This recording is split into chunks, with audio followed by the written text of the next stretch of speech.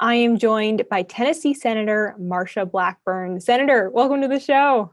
It's good to be with you. Thank you. Oh, it's great to have you back on. We are so excited to kick off our conversation series for Women's History Month with you. This is a great month to celebrate women, and we're so excited that you're our first guest doing so on our month-long series for problematic women. And there are so many issues that are on women's minds right now, but I know one that is certainly on my mind, and I think the mind of many Americans is that of the Equality Act. So I would love to begin by just talking a little bit about this piece of legislation and why it is so concerning. It did pass in the House last week. And like so many bills, it has a really great name. It sounds really nice, but it is quite problematic. Could you just begin by sharing some of your concerns about the Equality Act? Oh, absolutely. And thank you so much for having me with you. I really appreciate it. And for me and many women who have been trailblazers in their careers, people that are friends of mine, and whether they have been in education or medicine or law or healthcare or financial services, I'm hearing from friends who have now heard about this. They started out thinking, well, that sounds like a good thing. Everybody ought to be treated just the same. And then they started going, hey, wait a minute. And it's been interesting to hear from my friends who have been the trailblazers, who have been trying to break barriers all their professional lives and get that seat at the table, and then to hear about this. Now, I would start with the concerns that are there over young girls. And primarily when you're looking at different attainment areas for children as they look at going to college and getting scholarships, when you're looking at sports and different fields, usually you have a superior classification for men and then a superior classification for women. And young people have kind of based their career on this. And then to take away that ability to be noted as competing female or male is something that is concerned, and especially in the area of sports. I think there's been a lot of conversation around that. And of course, it ties into the executive order that President Biden did. Likewise, when you look at other areas where women have worked so hard over the past decades to break barriers, to give girls and women a level playing field, and then to see that pulled away is something that is tremendously disappointing. It is so disappointing. It's truly really discouraging, and it's nonsensical. Uh, I certainly never thought that we would be at this place having this debate, but here we are. Were you surprised when you saw this piece of legislation pass in the House? There are not many things right now that are surprising me with this administration. I do believe that they made a tremendous number of promises to the far left, to that radical fringe, and these things that strip away the identity or uniqueness of individuals, of communities, of different states, trying to get the same, one size fits all on everything. And that is not what people are looking for right now.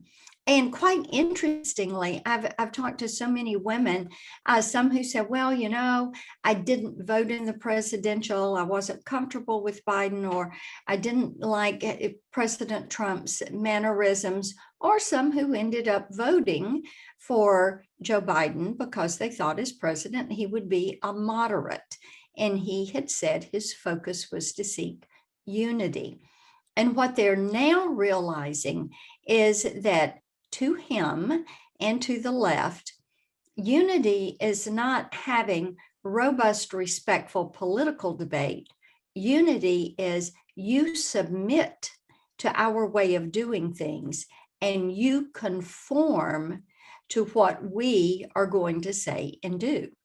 And they're going, no, no, no, no, no. That's not what I wanted. I think there is among women, and especially suburban women right now, there's a tremendous amount of buyer's remorse. And looking at some of these issues, whether it is school choice, trying to get children back to school, safety in communities, and the way not addressing rioting in different cities, not addressing the issues at the southern border, the uptick that they are seeing related to gangs that are into human trafficking, sex trafficking, drug trafficking. This is not playing well with America's women right now. I know you are on the forefront of so many of those issues, and so many Americans are looking to the Senate right now to see for a number of these policies what's going to happen. So as the Equality Act moves to the Senate, what do you think we can expect to see? I think that what you will see is it will be slowed down tremendously.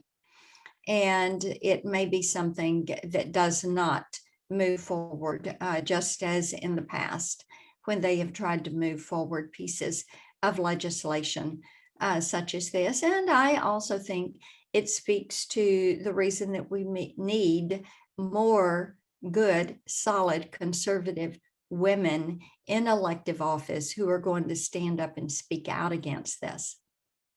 What role does the filibuster play in this debate and other same such debates, with the Senate being that 50-50 split?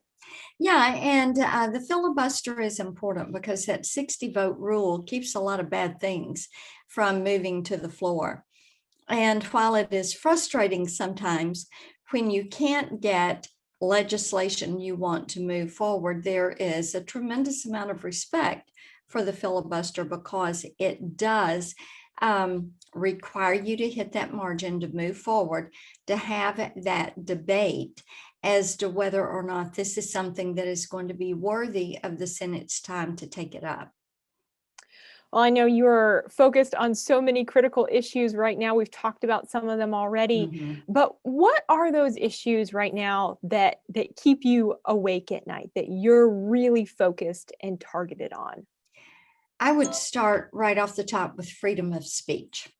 This is paramount, and I'm hearing about it regularly from people. They want to make certain that big tech is reined in. The cancel culture is astounding to people. They cannot believe that this is happening, that their children who are in college cannot even express a dissenting view, and that they have professors that are saying it is this way and there is no alternative. There is no point counterpoint. This is the only approach. And just as I would always tell my children, that there are always two sides to every story. To every issue, there is a point and a counterpoint.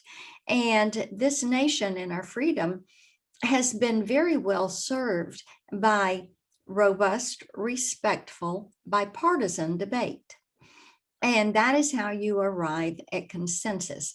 And that is what keeps this nation strong, is that you can agree to disagree. And people are really unsettled by this.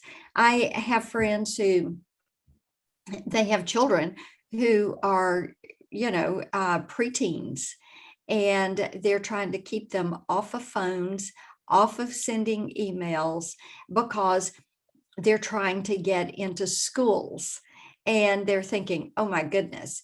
And then they're thinking with high schoolers, what's going to happen to try to get them into a college? And then kids that are coming out of college, young adults, are saying, oh my gosh, what if there is something on social media that keeps me from having a job? Likewise, I've talked to people who are young adults who say, oh, I'm getting to the point, I'm so afraid to say anything or to put anything online or respond to anything because I don't want to lose my job.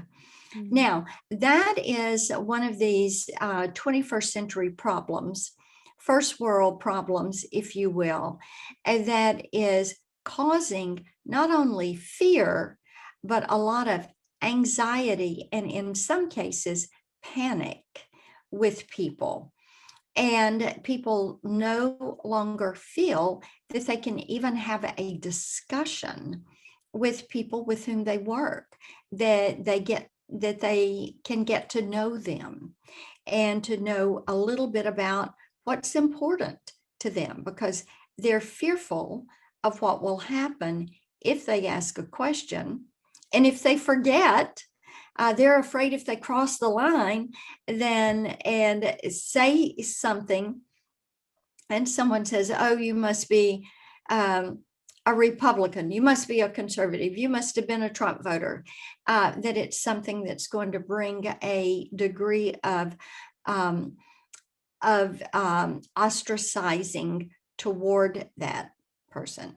Yeah, it certainly is a really challenging time in history as so many individuals try to navigate things like cancel culture.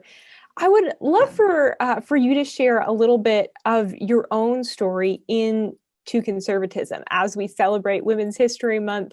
What was your journey into saying I am a strong conservative woman? I had great role models that were strong conservative women. And that is foundational to who you become and what you believe.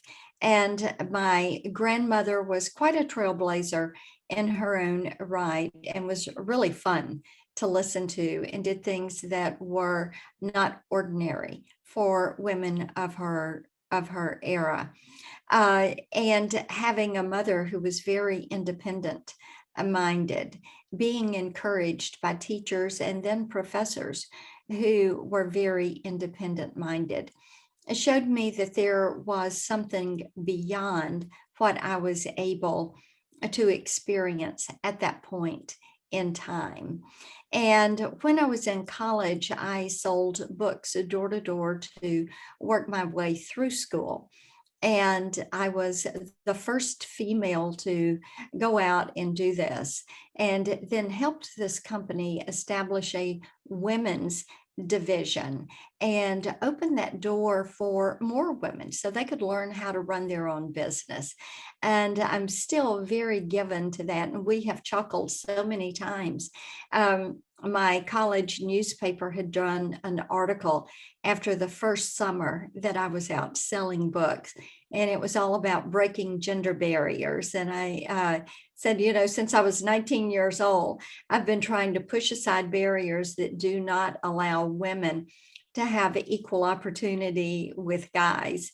And it is so important to realize that we all should be doing that. We should be pulling up people behind us.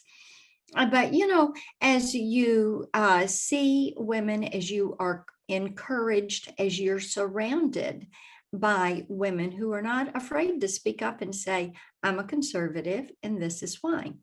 That is a form of encouragement to you to be able to do likewise. And quite honestly, conservative women do things differently than women who are on the left. And that's what my book that was released back in the fall is all about, The Mind of a Conservative Woman, and how the left is very frustrated that conservative women will not submit to an agenda, a very prescriptive agenda for how they think that women should live their lives. And I've always chuckled that The Life of Julia, which was a Barack Obama campaign creation, shows what the liberals would like to see happen, how they would like to see women live their lives with the government in charge of every facet. But for me, going through that pathway of having those people that were there to mentor, to show how to do it with a lot of grace, not being pushy, not being somebody who's going to go out and conduct a protest, but knowing that there was the underpinning of the Constitution that says equal is equal. Whether you're talking about equal opportunity, equal justice, equal access, and that is for everyone, then if you believe the words of that, then you know that equal treatment, equal opportunity, equal access, equal justice is to be there for every American citizen. Absolutely. Senator, before we let you go, what is one piece of advice that you wish you could go back and share with your younger self who is just starting your career, just kind of entering the world of business, the world of politics? I would say don't hesitate to be bold and to look for the opportunity to take a risk. And when you take that risk, accept responsibility, because there's going to be a reward at the end of all that hard work. Excellent. Senator, thank you so much for your time. We so appreciate you joining us. I'm delighted to join you. Thank you. Thanks so much for watching this video. Be sure to hit the subscribe button so you never miss new content from the Daily Signal.